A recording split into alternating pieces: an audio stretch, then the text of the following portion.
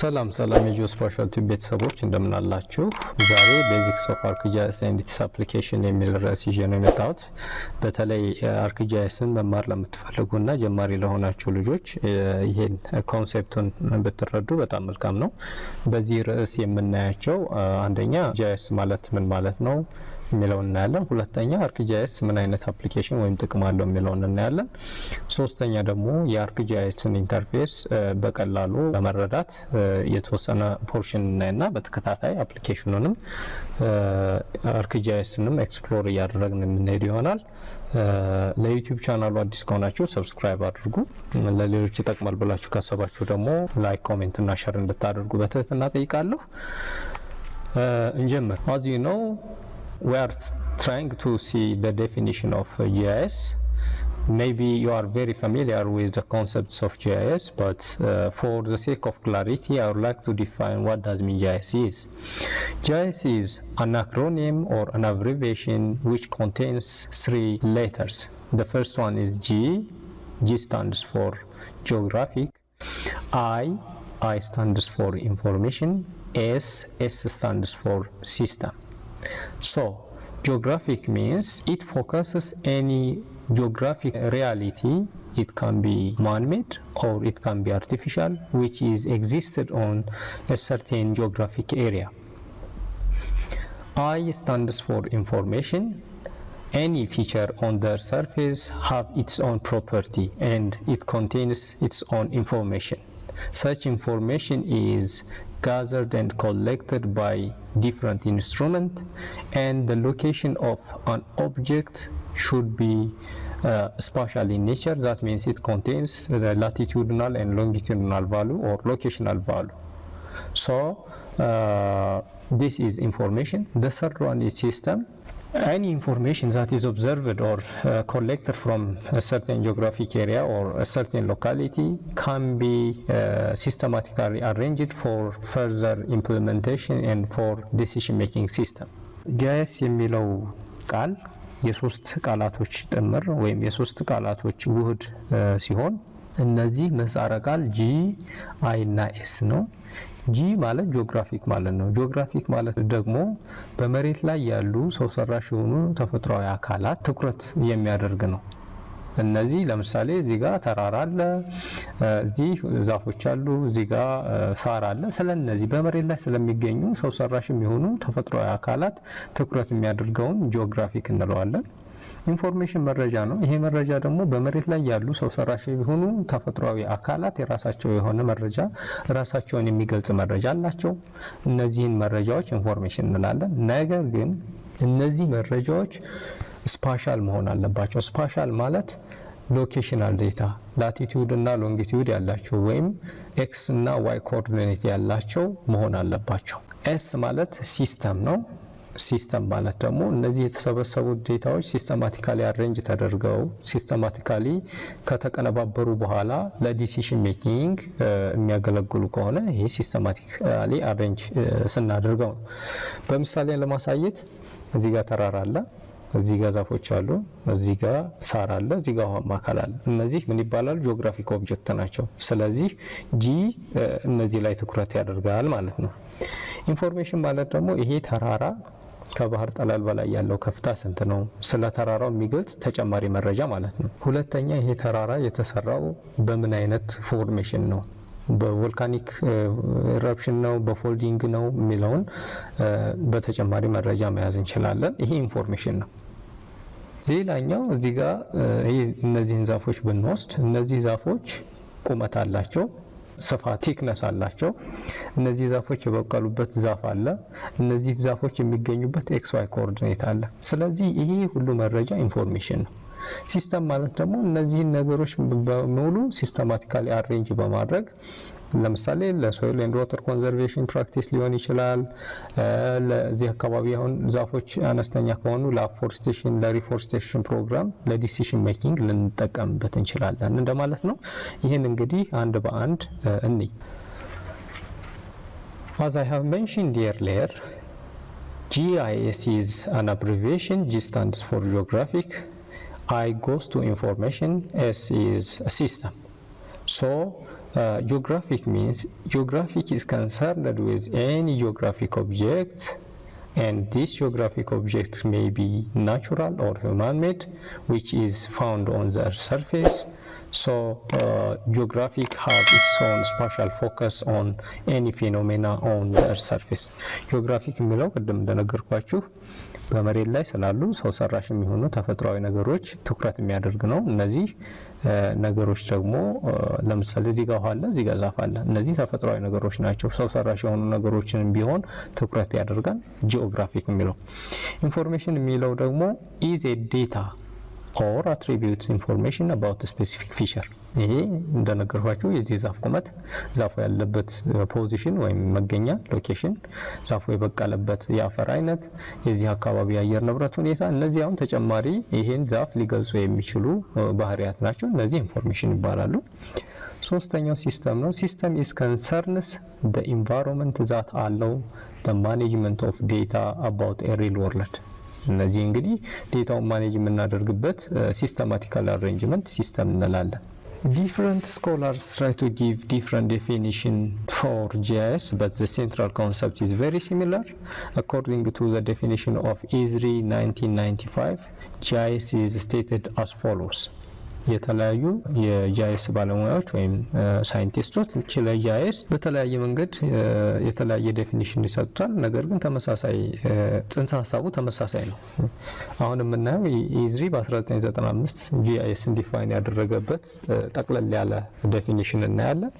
GIS is an organized collection of computer hardware, software, geographic data, and personnel designed to efficiently capture, store, update, manipulate, analyze, and display all forms of geographically referenced information የሚል ዴፊኒሽን ሰጥቶታል። ይሄ ማለት GIS ማለት የኮምፒውተር ሃርድዌር፣ የኮምፒውተር ሶፍትዌር፣ የጂኦግራፊክ ዴታ እና የሰዎችን ትስስር የሚፈልግ እና ዳታዎች በብቃት ለመሰብሰብ፣ የተሰበሰቡ ዳታዎችን ስቶር ለማድረግ ወይም ለማጠራቀም፣ እንደገና ዳታዎችን አፕዴት ለማድረግ ለማሻሻል፣ ማኒፑሌት ለማድረግ፣ አናሊሲስ ወይም ትንተና ለመስራት፣ እንዲሁም በኮምፒውተር ላይ ዲስፕሌይ ለማድረግ ካርታዎችን ለመስራት የሚያገለግል ስርዓት ነው።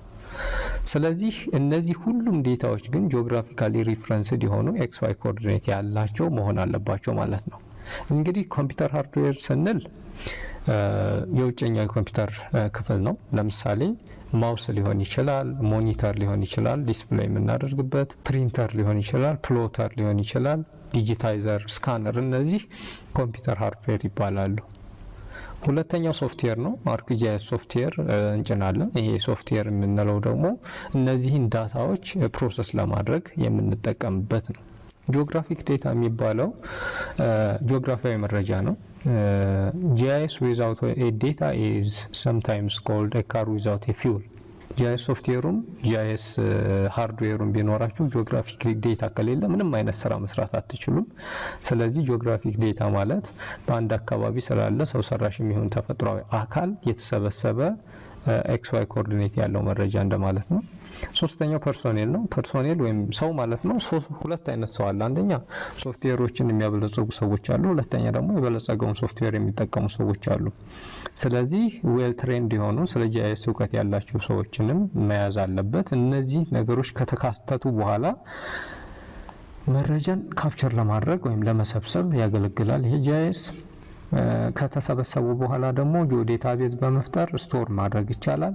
ስቶር የተደረገውን ወይም የተከማቸውን ዴታ ደግሞ አፕዴት ማድረግ ይቻላል። ለምሳሌ ላንድ ዩዝ ላንድ ከቨር ቼንጅ ከ10 ዓመት በፊት የተሰራውን አሁን ሰርተን አፕዴት ልናደርገው እንችላለን። ያን የተሰራውን በመጠቀም ደግሞ ማኒፑሌሽን እና አናሊሲስ መስራት ይቻላል። ትንተና መስራት ይቻላል። በትንተናው መሰረት ደግሞ ዲሲሽን ሜኪንግ ሲስተም ለመስራት ያገለግላል። ዲስፕሌይ ማለት ደግሞ እነዚህ የተሰበሰቡትን ዳታዎች በመጠቀም እነዚህ የኮምፒውተር ሃርድዌር፣ ጂኦግራፊክ ዴታ ሶፍትዌሩን በመጠቀም ደግሞ ካርታዎችን በመስራት ዲስፕሌይ ማድረግ እንችላለን ማለት ነው። ኦኬ the other is components of GIS.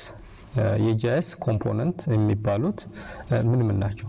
At least we have 6 integral parts of GIS. The first one is computer hardware. As I have mentioned earlier, computer hardware means this is mouse, this is keyboard, this is the CPU or central processing unit, sometimes called the brain of a computer. This is the monitor. Here is a monitor. All these are considered as hardware. Hardware የምንለው የኮምፒውተር ውጫዊ ክፍል ነው። ይሄ ሞኒተር፣ ማውስ፣ ኪቦርድ፣ ሴንትራል ፕሮሰሲንግ ዩኒት የሚባሉት እንዲሁም ፕሪንተር፣ ፕሎተር እነዚህ አጠቃላይ ሃርድዌር ይባላሉ። ሁለተኛው ቀጣዩ ምንድነው? ሶፍትዌር ነው። ሶፍትዌር የምንለው ደግሞ ኮምፒውተሩ ላይ የምንጭናቸው መተግበሪያዎች ናቸው። ሶፍትዌር የምንላቸው Arcgis ሊሆን ይችላል፣ QGIS ሊሆን ይችላል፣ ኢንቪ፣ ኤርዳስ፣ አር ፕሮግራሚንግ እነዚህ አጠቃላይ ሶፍትዌሮች ናቸው። ስለዚህ ሶፍትዌር ያስፈልጋል። ሶስተኛው ዴታ ነው። ቅድም እንደነገርኳችሁ በመሬት ላይ ያሉ ነገሮች ዴታ ያስፈልጋቸዋል። በመሬት ላይ ያሉ ሰው ሰራሽ የሚሆኑ ተፈጥሯዊ ነገሮች መረጃን ሰበስባለን። መረጃው ደግሞ ኤክስ ዋይ ኮኦርዲኔት ያለው መሆን አለበት። ቀጣዩ ፕሮሲጀር ነው። ፕሮሲጀሩ ደግሞ ስቴፖች ናቸው። እነዚህን አናሊሲስ ለመስራት ስቴፕ ያስፈልጋል። ከስቴፑ በተጨማሪ ደግሞ ፒፕል ወይም ሰው ያስፈልጋል። ሰው ምንድነው የሚያደርገው? ኮምፒውተሩን ወይም ማሽኑን ለማዘዝ የሰለጠኑ ሰዎች ያስፈልጋሉ። ከዛ በተጨማሪ ኔትወርኪንግ ያስፈልጋል። ለምሳሌ በግሩፕ የሚሰራ ስራ ካለ ኔትወርክ ያስፈልጋል። በጋራ ለመስራት ይሄ ኔትወርኪንግ ነው። ይሄን አንድ በአንድ እያነበብን እንይ። ሃርድዌር ኮንሲስትስ ኦፍ ሴንትራል ፕሮሰሲንግ ዩኒት፣ mouse, keyboard, plotter, printer and others. This hardware helps for input and output purpose. መረጃን ወደ ኮምፒውተር ለማስገባት እንዲሁም ፕሮሰስ ካደረግን በኋላ ለማስወጣት የምንጠቀምበት ሃርድዌር ይባላል። ለምሳሌ ኪቦርድ እና ማውስ መረጃን ወደ ኮምፒውተር ፌድ ለማድረግ እንጠቀምበታለን። ፕሪንተር፣ ፕሎተር ደግሞ ፕሪንት አውት አድርገን ለአውትፑቱን ለመስራት የምንጠቀምበት ነው።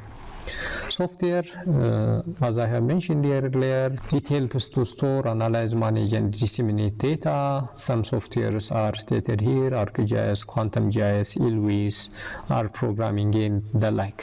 ሶፍትዌር የሚባሉት የገባውን ዴታ ፕሮሰስ ለማድረግ፣ ስቶር ለማድረግ፣ አናላሲስ ወይም ትንተና ለመስራት፣ ዳታውን ማኔጅ ለማድረግ የሚጠቅም ነው። እነዚህ ሶፍትዌር የሚባሉት እነዚህ ናቸው።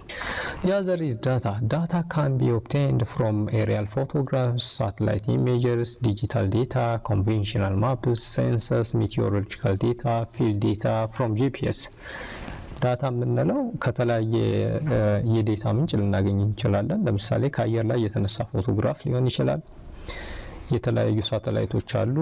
ለምሳሌ ላንድ ሳት አለ፣ ሴንቲኔል፣ ሞዲስ፣ የተለያዩ ሳተላይቶች አሉ። ከነዚህ ሳተላይቶች መረጃ ማግኘት እንችላለን።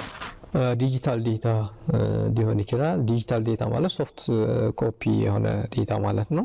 ኮንቬንሽናል ማፕስ ዓለም አቀፋዊ ስምምነት ያላቸው ካርታዎችን ስካን በማድረግ ልንጠቀም እንችላለን። ስካን ካደረግን በኋላ ወይም ዲጂታይዝ አድርገን ወይም ደግሞ ጂኦሜትሪክ ኮሬክሽን ሰርተን ልንጠቀማቸው እንችላለን። ሴንሰስ የህዝብና ቤት ቆጠራ ሊሆን ይችላል። ሜቴዎሮሎጂካል ዴታ በተለይ የሬንፎል፣ የቴምፕሬቸር፣ የሂዩሚዲቲ በተመለከተ ክላይሜት ዴታ ከሜቴዎሮሎጂካል ኤጀንሲ ልናገኝ እንችላለን። ፊልድ ዴታ ለምሳሌ ሶይል ዴታ ሊሆን ይችላል። ላንድ ዩዝ፣ ላንድ ከቨር፣ ቫሊዴሽን ፖይንት ሊሆን ይችላል። የተለያዩ ፊልድ ዴታ በጂፒኤስ በመሰብሰብ እነዚህን ልናገኝ እንችላለን። ስለዚህ ዴታ በጣም ኢምፖርታንት የሆነ ፓርት ነው። ፕሮሲጀር የሚለው ስክሪፕት ፕሮግራሚንግ አናሊሲስ ሜተድ ነው። እንዴት የተሰበሰበውን ዴታ እንዴት አናሊሲስ እንሰራለን? የተለያዩ ስክሪፕቶችን እንጽፋለን። አር ፕሮግራሚንግ ላይ በተለይ ስክሪፕት ፕሮግራምስ አናሊሲስ ሜተድ ለምሳሌ ካት ለማድረግ አንድን ሼፕ ፋይል ምን አይነት መንገድ እንጠቀማለን? ስፕሊት ለማድረግ፣ መርጅ ለማድረግ፣ ላንድ ዩዝ፣ ላንድ ከቨር ለመስራት ምን አይነት ስቴፕ እንጠቀማለን የሚለው ይሄ ፕሮሲጀር ነው። ፒፕል የሚለው ጂአይኤስ ማኔጀርስ፣ ጂኦ ዴታቤዝ አድሚኒስትሬተርስ፣ አፕሊኬሽን ስፔሻሊስት፣ ሲስተም አናሊስት ኤንድ ፕሮግራመርስ። እነዚህ አጠቃላይ ጂአይኤስ ሶፍትዌር የሚያበለጽጉ አሉ፣ ጂአይኤስን የሚጠቀሙ አሉ፣ ዴታቤዝን ማኔጅ የሚያደርጉ አሉ፣ ፕሮግራም የሚጽፉ ሰዎች አሉ። እነዚህ ዌል ትሬንድ የሆኑ ሰዎች ናቸው። ከዛ በተጨማሪ ደግሞ ሶፍትዌሩ ከበለጸገ በኋላ የሚጠቀሙ ተጠቃሚዎች አሉ ማለት ነው። ሌላኛው ኔትወርክ ነው። የተለያዩ የኔትወርክ ሲስተም አለ። ኢንተርኔት አለ፣ ኢንትራኔት አለ፣ ላን ዋየርለስ ኮኔክሽን አለ። እነዚህ is essential components of GIS to share data and GIS product among producers and users በተጠቃሚዎቹና በአምራቾቹ ወይም በፈጣሪዎቹ መካከል ትስስር ቁርኝት የሚፈጥር የተመረቱ ምርቶችን ከአንዱ ቦታ ወደ ሌላ ቦታ ለማሰራጨት ወይም ፕሮዳክቶችን ለማሰራጨት የሚያገለግል ኔትወርክ ነው። እነዚህ እንግዲህ ኮምፖነንትስ ኦፍ GIS የሚባሉ ናቸው። ከነዚህ መካከል አንዱ ከጎደለ GIS ፋንክሽን ማድረግ አይችልም።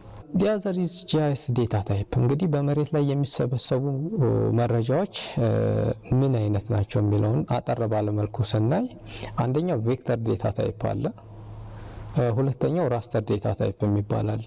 እንግዲህ ቬክተር ዴታ ማለት ምን ማለት ነው የምንለውን ስናይ ቬክተር ዴታ ታይፕ የራሱ የሆነ ባህሪያት አሉት። አንደኛ ጂኦግራፊክ ፊቸርስ are represented in point, line and polygon. Any feature on their surface can be represented either in point, in line or polygon based on the scale we have used. በምንጠቀመው ስኬል መሰረት ሶስት አይነት ስኬሎች አሉ። አንደኛው ላርጅ ስኬል ነው፣ ሁለተኛ ሚዲየም ስኬል ነው፣ ሶስተኛ ስሞል ስኬል ነው። እነዚህን ስኬሎች መሰረት በማድረግ በመሬት ላይ ያሉ አካላት በሶስት ሪፕሬዘንት እናደርግ እንችላለን። በፖይንት፣ በነጥብ፣ በላይን፣ በመስመር፣ በፖሊገን ደግሞ ፖሊገን ባለው አካል ሪፕሬዘንት እናደርግ እንችላለን። These geographic features are represented as discrete features. በመሬት ላይ የራሳቸው የሆነ የሚለይ ባውንደሪ ወይም ወሰን ያላቸው መሆን አለባቸው።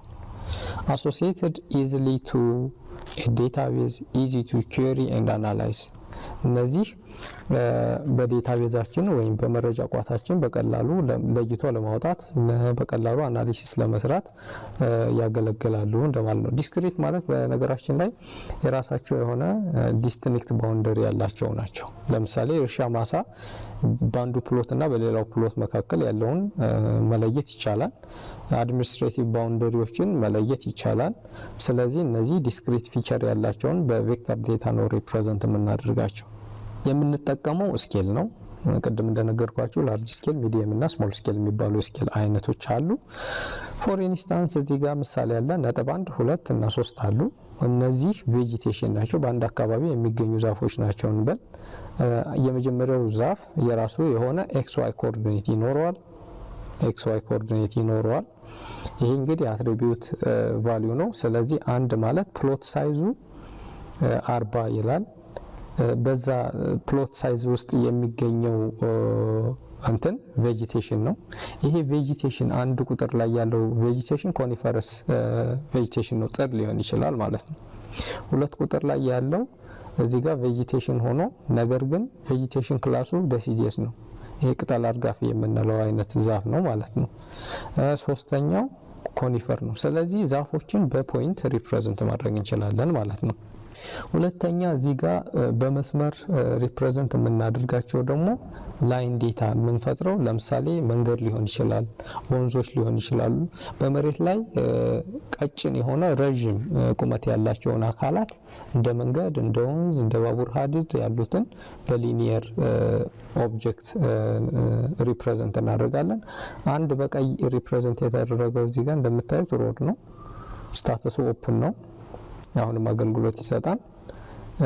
ሜንቴናንስ እዚህ ጋር የሚለው ይር ራውንድ የሚላለ። ስለዚህ እነዚህ ሮድ ናቸው፣ የባቡር መንገድ ወይም መንገድ ሊሆኑ ይችላሉ በመስመር ሪፕሬዘንት የሚደረጉት። ሶስተኛው ፖሊገን ነው። ፖሊገን ማለት ኤሪያ ያለው ኦብጀክት ማለት ነው። ስለዚህ አንድ ቁጥር ላይ ስንመጣ እዚህ ጋር ግራስላንድ ነው፣ የሳር ምድር ነው። ፕሮቴክተድ ነው። ፕሮቴክተድ ማለት ጥበቃ የሚደረግለት ነው ማለት ነው። ይሄኛው ፖሊገን የሚያመለክተው ቁጥር 2 ደግሞ ፓስቸር ላንድ ነው፣ ለግሬዚንግ የሚያገለግል ኦፕን ነው፣ ለከብቶች ኦፕን የሆነ እንደማለት ነው። 3 ላይ ስትመጡ ደግሞ ግራስላንድ ሆኖ ፕሮቴክተድ ነው። እነዚህ እንግዲህ ተጨማሪ ባህሪያት ናቸው። ሁሉም ኤክስ ዋይ ኮኦርዲኔት አላቸው። ሁለተኛው ዴታ ታይፕ ራስተር ዴታ ታይፕ ነው። Imagery is managed as raster data type composed of cells organized in a grid of row and column. raster የምንለው ኢሜጅ ነው። ወይም ምስል ወይም ፎቶ ልንለው እንችላለን። እያንዳንዱ ፎቶ ደግሞ የተሰራው ሮ እና ኮለመን ካለው ፒክሰል ነው። ፒክሰል ማለት ደግሞ ፒክቸር ኤሌመንት ማለት ነው። እነዚህ ፒክቸር ኤሌመንቶች ወይም ፒክሰል ተገጣጥመው ምስል ይፈጥራሉ። ስለዚህ እነዚህ ፒክሰሎች ደግሞ ሮ እና ኮለመን አላቸው። ሪፕሬዘንት ኮንቲኒየስ ፊቸር፣ ይሄኛው ዲስክሪት ፊቸር ነው ሪፕሬዘንት የሚያደርገው ወይም የሚወክለው። ራስተር ዴታ ደግሞ ኮንቲኒየስ የሆኑ ፊቸሮችን ነው። ለምሳሌ ሙቀትን ሪፕሬዘንት እናደርግበታለን። ቴምፕሬቸርን ወይም ሙቀትን፣ ቴምፕሬቸርን፣ ሬንፎልን ሪፕሬዘንት እናደርግበታለን። ዝናብን፣ ስሎፕ፣ ሶይል ታይፕ፣ እነዚህን እንዲህ አይነት ኮንቲኒየስ ፊቸር ያላቸውን ነገሮች ሪፕሬዘንት የምናደርግበት ነው። ለምሳሌ ሙቀት በ0.1 እና በ0.2 መካከል ያለውን ክሊር ዲማርኬሽን የቴምፕሬቸር መጠን ማወቅ አንችልም። ስለዚህ እነዚህ ኮንቲኒየስ ናቸው። ስሎፕ በ0.1 እና በ0.2 መካከል 0.002 በ0.1 እና በ0.2 መካከል ብዙ ቁጥሮች ስላሉ እነዚህንም በክሊር ዲማርኬሽን የሌላቸው ኦብጀክቶች ኮንቲኒየስ ፊቸር እንላቸዋለን። ስለዚህ እንደ ሙቀት፣ እንደ ዝናብ፣ ስሎፕ፣ የአፈር አይነት እነዚህን በራስተር ሪፕሬዘንት እናደርጋለን። ሌላኛው እነዚህ ቬክተሩን በስኬል ነው የምንጠቀመው። ይሄኛው ደግሞ በሪዞሉሽን ነው። ሪዞሉሽኑን በተመለከተ ሃይ ሪዞሉሽን አለ፣ ሚዲየም ሪዞሉሽን አለ፣ ሎው ሪዞሉሽን አለ። ሃይ ሪዞሉሽን ማለት ከፍተኛ የሆነ ጥራት ያለው ስሞል ኤሪያን ከቨር የሚያደርግ ነው። ሎው ሪዞሉሽን ማለት ደግሞ የኢሜጁ ጥራት የደበዘዘ እንደማለት ነው። እዚህ ጋር እንደምታዩት እነዚህ ፒክሰል ናቸው። እያንዳንዱ ፒክሰል የራሱ የሆነ ዋጋ አለው። እያንዳንዱ ፒክሰል ዋጋ አለው ማለት ደግሞ ካለራቸው ይለያያል። ለምሳሌ እነዚህ እንደምታያቸው ደማቅ አይደሉም። ስለዚህ ቫልዩአቸው 1፣ 3 እና 2 ስለሆነ ኦልሞስት ተቀራራቢ ነው። እዚህ ጋር ስትመጡ 9 ማክሲመም ቁጥር ያለውን ይሄን ብናየው እዚህ ጋር ዳርክ ነው። ስለዚህ ይሄ እየጨመረ ሲሄድ የሚያመለክት ነው። እያንዳንዱ ምስል የራሱ የሆነ ምን አለው ፒክሰል አለው። እነዚህ ሮ እና ኮለመን ያልናቸው ደግሞ እነዚህ ናቸው። እነዚህ ሮ ናቸው፣ እነዚህ ደግሞ ኮለኖች ናቸው። ስለዚህ እነዚህ ምንድናቸው? ኮንቲኒየስ የሆነ ፊቸር ሪፕሬዘንት የሚያደርጉ ናቸው ማለት ነው። ከዚህ ቀጥሎ አፕሊኬሽንስ ኦፍ GIS የሚለውን ስናይ 5 M's ኦፍ GIS አፕሊኬሽን የሚባሉ አሉ። አንደኛው ማፒንግ ነው። ማፒንግ ማለት ካርታ ለመስራት ያገለግላል GIS። ሁለተኛ ሜዠርመንት ነው። ሜዠር ለማድረግ በሁለት ቦታዎች ያለውን ርቀት በኤሪያል ስኬል ወይም በሊኒየር ስኬል አማካኝነት ሜዠር ማድረግ ይቻላል። ሞኒተር ለማድረግ፣ ሞኒተር ማለት ክትትል ለማድረግ ለምሳሌ በ2010 የነበረን ላንድ ዩዝ ላንድ ከቨር እና በ2022 ያለውን ላንድ ዩዝ ላንድ ከቨር ሞኒተር ማድረግ ይቻላል። ሌላኛው ሞዴል ለማድረግ፣ ሞዴል ማለት ሪል ወርልድ ላይ ያለውን ወደ ኮምፒውተር አንጥቶ ሲሙሌሽን ሞዴል ለመፍጠር ያገለግላል። በመጨረሻ ማኔጅመንት ለመስራት ያገለግላል። እነዚህ 5 M's ኦፍ the application of GIS ተብለው ይጠራሉ። እንግዲህ የጂአይኤስን ጥቅም ስናይ አንደኛው for urban planning, it helps for making of master plan, for making analysis of the pattern of urban growth, the shape of urban area as well.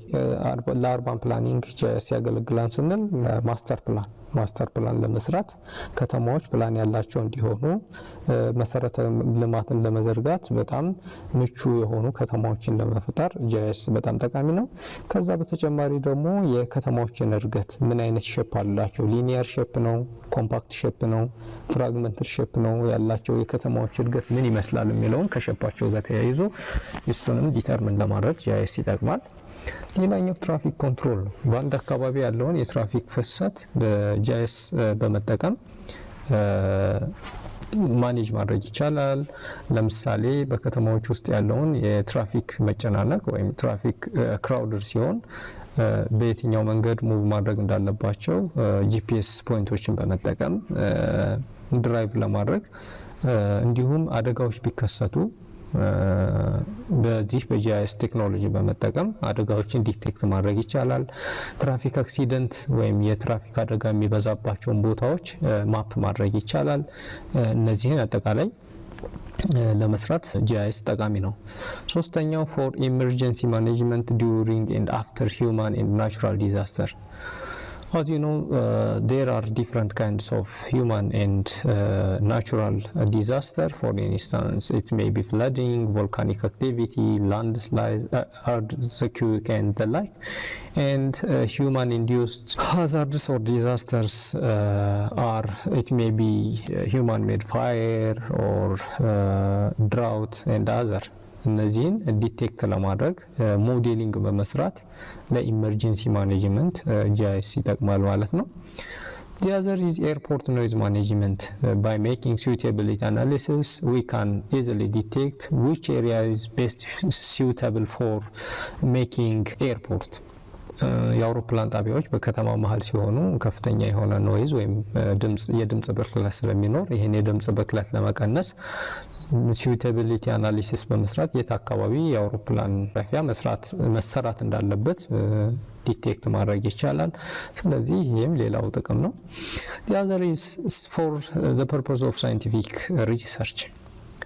GIS is cost effective in terms of time management. It is very crucial, so the scientific communities use GIS for the purpose of scientific research to solve a certain problem which is found in a given geographic locality. Scientific research ማለት ደግሞ በተለይ በዩኒቨርሲቲ አካባቢ ያሉ ሰዎች GISን በመጠቀም የተለያዩ ጥናትና ምርምሮችን ለመስራት ያገለግላል። GIS ደግሞ ኮስት ኢፌክቲቭ የሆነ ስለሆነ በተለይ ደግሞ ኦፕን ሶርስ የሆኑ ሳተላይት ኢሜጆችን በመጠቀም ሞዴሊንግ በመስራት በቀላሉ ፕሮብሌሞችን ሶልቭ ለማድረግ ያገለግላል። The other is for public health.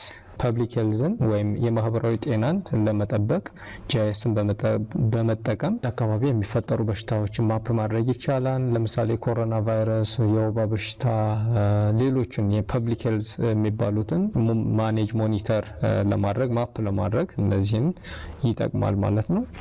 ሌላኛው ፎር ሪሶርስ ማኔጅመንት ፎር ኢንስታንስ በኢትዮጵያ ስንመጣ የተለያዩ ናቹራል ሪሶርስ አሉን፣ ወተር ሪሶርስ አለን፣ ሚነራል ሪሶርስ አለን፣ ብዙ የተፈጥሮ ሀብቶች አሉ። እነዚህን የተፈጥሮ ሀብቶች እንዴት ማኔጅ ማድረግ እንችላለን?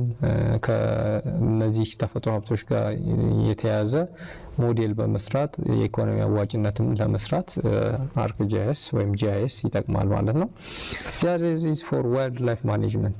ዱር እንስሳቶችን ወይም የተፈጥሮ ሀብቶችን ማኔጅ ለማድረግ ብሔራዊ ፓርኮችን ከሰው ንክኪ ነፃ ለማድረግ በፈሪንግ መስራት ይቻላል።